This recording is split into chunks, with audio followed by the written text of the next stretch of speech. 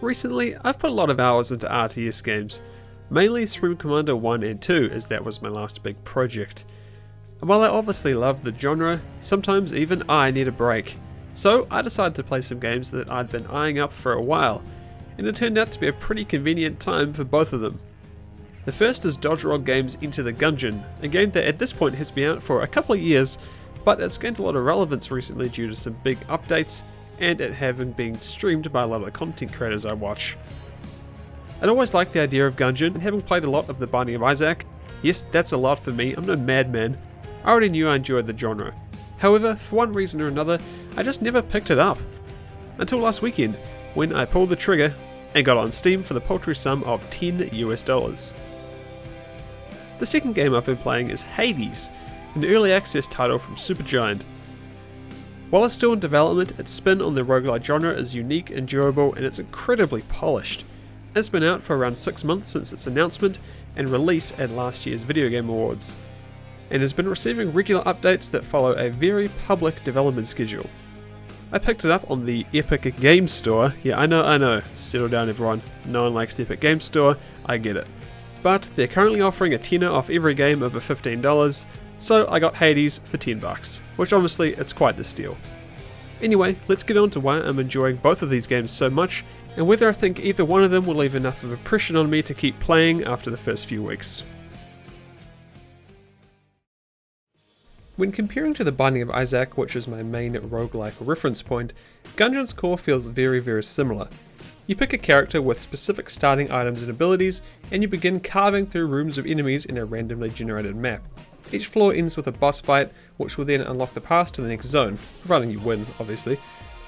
There are item rooms and shops scattered throughout, along with random drops that can provide a variety of bonuses and benefits to your character. Sounds similar so far, right? Well, where Gungeon differs itself is in its arsenal of weapons, which is extremely fleshed out to say the least. But to fully grasp its variety, I feel like you need a bit of context. As the name suggests, Into the Gungeon is obsessed with guns, bullets, grenades, and everything in between. Your enemies are bullets, there's a gun that shoots the letters that spell bullet. The boss fights are filled with gun-related puns. Nearly everything in Gungeon follows this trend, and it's because of that everything feels so thematically in sync. So you'd be led to believe that the guns you're actually using are just as awesome and varied as everything else. And you'd be right. While each character starts with a specific weapon, it's usually not long before you replace it with something far more exciting.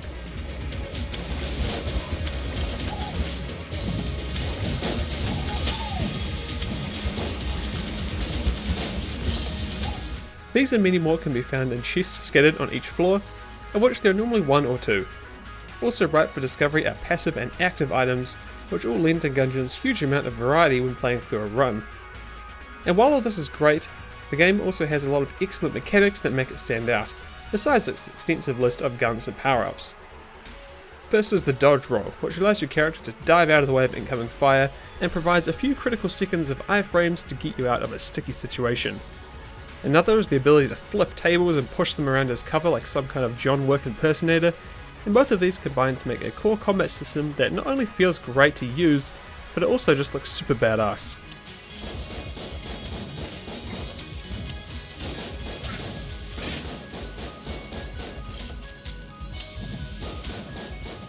And one more thing before we continue. A small but appreciated thing Gungeon is the ability to instantly teleport between a large portion of the rooms you've already explored. And this removes a lot of the monotony of walking across the floor through rooms you've already cleared out in order to, say, open a chest you just found a key for, or pop into the shop since you just got some more coins. It's a small thing, but it saves a ton of time, and it really shows that the developers do know the genre they're working in. And now, I'm not going to act like some kind of Into the Gungeon expert here. I've played around 4 hours over the past week or two, and there's undoubtedly a massive amount of content that I've yet to see and unlock. But I'm here to talk about the experience I've had with it, so here's where I get into some of the negatives. Okay, so Gungeon is hard, and that's not inherently a bad thing, of course. A challenge is good, necessary even, especially in the roguelike genre when you're playing runs over and over again, often getting further each time due to your slowly increasing skill. But for me, Gungeon can often feel just like a bit of a slog. Maybe I need to unlock more items and guns, or maybe I just need to stop complaining and get good. But either way, starting a run and working through 10 to 20 rooms to not find a single good gun to replace my starting pistol can be particularly draining. Especially if you then die to the first boss because your pea shooter of a gun wasn't doing enough damage. Like I said, the solution to this is just to practice and get better, but to be perfectly honest, I just don't really have any desire to right now. A few years ago I probably would have, but now I just don't think I have the time to grind runs, unlock items, and get further and further into the game's content, of which I know there is a ton of, but I can definitely see why people would. There's no doubt that Enter the Gungeon is a great game, and I've enjoyed blasting and shooting my way through it over the past week. However, I just don't think it's for me at the moment. Perhaps one day when I've got the time that I feel the game deserves. Hades, on the other hand, is a game that has unexpectedly blown me away, and not just for a couple of reasons. Firstly, I do need to say that this game is currently in early access with a planned release date of sometime next year, so some things may change in the future, but as of now it's incredibly polished and updates are flowing to the game regularly. As soon as you start Hades, you're greeted with this really awesome title and a short opening video to give some context for what's going on. Unlike a lot of its contemporaries, there aren't multiple characters for you to select when you start. Here, you play as Zagreus, the charming, charismatic, and likeable son of the titular god of the underworld. Being fed up with living in what is essentially hell, Zagreus is bent on escaping to the surface and joining all the other Greek deities in Olympus. Like Gungeon, you fight through rooms of enemies until you clear the floor, which culminates in a boss fight that, if successful, will unlock your path forward.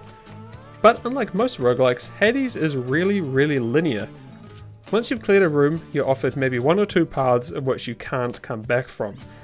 So instead of feel like you're exploring a dungeon to find all of its nooks and crannies, you're travelling through a predetermined, though randomly generated path with just a few forks in the road. But this actually lends to the game's story, as you're not trying to explore, you're trying to escape. While the story is definitely a simple premise, it's what you'd expect from the genre, and the same thing can be said for The Binding of Isaac or Enter the Gungeon storylines. But there's a very good reason why I'm even mentioning Hades' story now, and why I didn't bother talking about Gungeon's earlier. It's because while the story on its own is very simple and surface level, Hades is just oozing with character in nearly every one of its elements. In Enter the Gungeon, I really didn't care about anything or anyone. I didn't care about this guy or this guy. I didn't have any emotional investment in any of the characters or their motivations. Maybe it was the art style, maybe the presentation, maybe the developers just didn't want to put in the time to make it apparent, which is fine. Roguelikes often thrive on their gameplay loops alone, story be damned. But here, it's different. Having Zagreus as a protagonist is a great choice, and having him be able to talk to other characters gives life not just to him, but also everyone around him.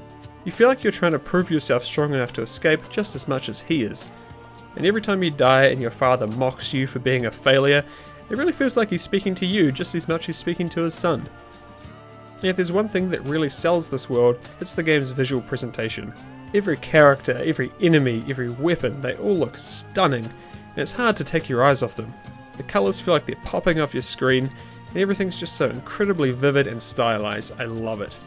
This combined with the excellent voice acting gives so much appeal to the game's characters and story. It's really excellent.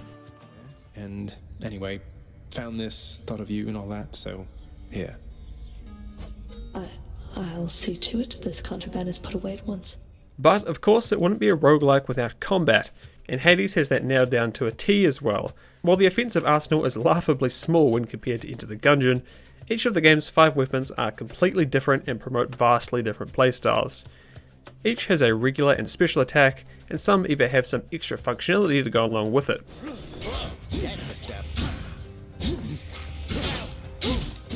And augmenting this is Hades' item system, which is delivered in quite a unique way. Here you get boons provided by the gods of Olympus, and each time one's offered to you, there's 3 options which you could choose from. They vary depending on who the offer is from, and they all work with all of the weapons, but none of them feel useless. Each and every one is a tangible upgrade to your abilities, and they're also represented visually, which is a great way to make each boon feel noticeable, even when it's something as benign as a damage upgrade. The combat is tight and incredibly satisfying, in no small part because of the amazing visuals. Weapons hit hard, enemies react appropriately to your actions, and your abilities all flow from one to another with ease. And the combat is helped to feel so great by this soundtrack, which is just excellent. It's thematically perfect, and the way it ramps up into fights and big encounters is done so incredibly well, and that's no more apparent than when you get to a boss fight.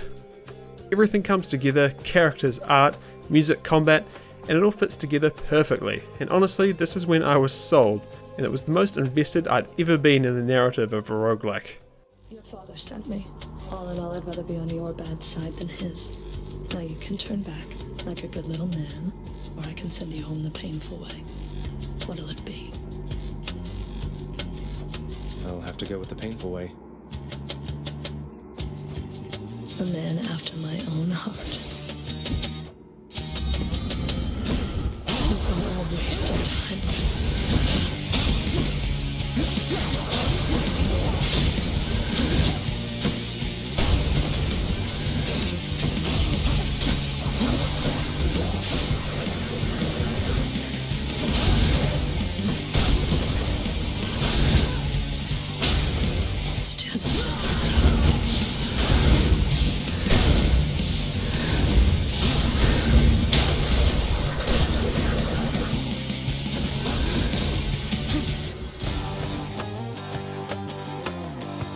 While I definitely had fun with Enter the Gungeon, and I can see why a lot of people love it, between that and Hades, it's the latter that really sold me. Its unique spin on the genre, along with its excellent sound and visual design, cements it in my mind as one of the best games I've played so far in 2019. I'm sure I'll jump back into Gungeon every so often for a roguelike fix here and there, but I'll definitely be playing a lot more Hades in the future. Like I said, it's currently in early access and it's receiving major updates every month or so, and I'm very excited to see what the developers do with it in the future. If you like the look of either of these games, then there's links in the description, and I do encourage you to check both of them out if you like the genre and you haven't seen them already. Thanks for watching, everyone. Now for those who don't know, I live stream on Twitch 5 days a week at twitch.tv/Zaid95, so go check me out over there if you're interested, and if you'd like to follow me for updates, then you can pop over to my Twitter. Also, we've just opened a brand new community Discord. There's links for all of these in the description, so if you want to come hang out, talk about games, and maybe play some old RTSs sometime, then pop on over. I'd love to see you there. Thanks again, everyone, and we'll see you next time.